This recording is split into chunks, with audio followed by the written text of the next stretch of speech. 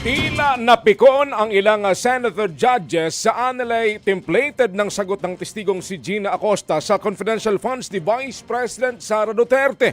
Naiyak naman po sa Acosta ng personal na itanong sa kanya mga kapatid. Narito pang report ni Marian Enriquez. I'm sorry to each one of you.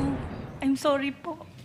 Kalagitnaan ng pagtatanong ng Senator Judges sa testigong si Gina Acosta, ang dating Special Disbursing Officer ni Vice President Sara Duterte, naiyak si Acosta. Panay din ang kanyang sorry sa loob ng impeachment court.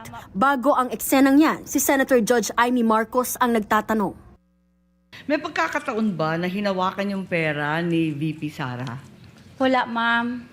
At nakita man lang kahit isang sentimo nung pera ni VP? Wala, ma'am.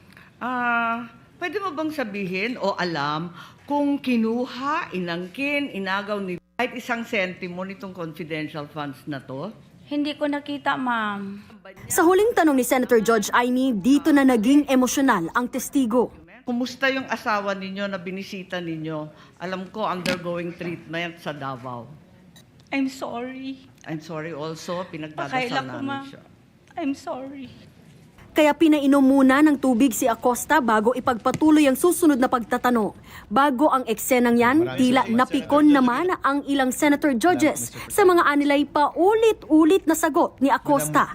Gaya na lang ni Senator Judge Tito Soto na tinatanong kung paano naisagawa ng Office of the Vice President ang 132 activities nationwide gamit ang confidential funds in 11 days. Hindi ko yan masabi lang. Si Colonel La Chica po, ay siya po ang itinalaga na security officer, Your Honor, ng Office of the Vice President. Ay siya po ang aming commanding chief, Your Honor, for the BPSPG, Your Honor. Ayoko na marinig yung template, Mr. President. Thank you. Si Senator Judge Ping Lacson naman dismayado rin kung paano sumagot si Acosta sa usapin ng mga resibo. Sa oras ko, sige, maraming salamat. Wala akong makuha sagot. Habang si Senator Judge Raffy Tulfo, pinapili si Acosta. Siya raw ba ay smart, average o stupid? Sagot ni Acosta, average lang siya. Kaya ipinunto ni Senator Raffy, nag-react ba siya sa mga pangalan ng resibo sa Confi funds? So if you're a normal or average person, papalag ka na naman. Teka muna, Colonel, bakit ganito? Bastusan na to, lokohan to. Yung iba-ibang mga pangalan pero isa lang po yung pirma.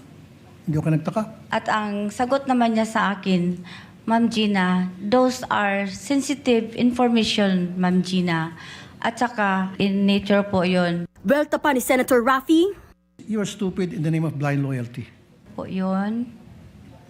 Naging stupido kayo sa ngalan ng isang tinatawag na blind loyalty. Nakapikit kung ano yung sinasabi sa iyo ng nakakataas, sinusunod mo na lang. Stupido ka pa rin, pero in the name of blind loyalty. Would you agree? Dili ko maintindihan, Your Honor. I'm sorry. nang si Presiding Officer Cheese Escudero naman ang nagtanong, nagpaikot-ikot ang sagutan. Pero sa huling inamin ni Acosta na si Security Officer Colonel Raymond Dante La Chica ang nag-disburse ng pera at hindi siya. Yan ay kahit pa nakasaad sa Joint Circular ng Commission on Audit na bawal i-transfer ang Confi funds mula sa isang accountable official sa ibang opisyal. Implementation na kanina nyo pa po sinasabi, kasama doon, kasama sa pag-implement, ang pag-disburse ng pera. Kaya nag-implement nun siya, Your Honor. Di ko na alam, Your Honor, kung paano po niya ang mga tao, Your Honor. Hindi ko po tinatanong kung paano niya binayaran. Ang sinasabi ko po, siya yung nagbayad ng pera, siya yung nag-disburse ng pera sa iba't ibang pinagbigyan niya. Walang napunta sa kanya. Siya po ang nagbayad, Your Honor. Walang napunta sa kanya. Sa kauna-unahang interjection, kinumpronta naman ni Senator Lito Lapid si Acosta. Kaugnayan sa kaapelyido niyang si John A. Lapid na tumanggap umano ng Confi funds. Sabi po kasi ng tatay ko, basta Lapid kamag-anak ko. Your Honor, yung mga documents po na yan ay galing po sa security officer, Your Honor, na si Colonel La Chica, Your Honor. Itinalaga po ni Vice President, Your Honor. Kaya po ako, nag-rely po ako, Your Honor, sa kanya.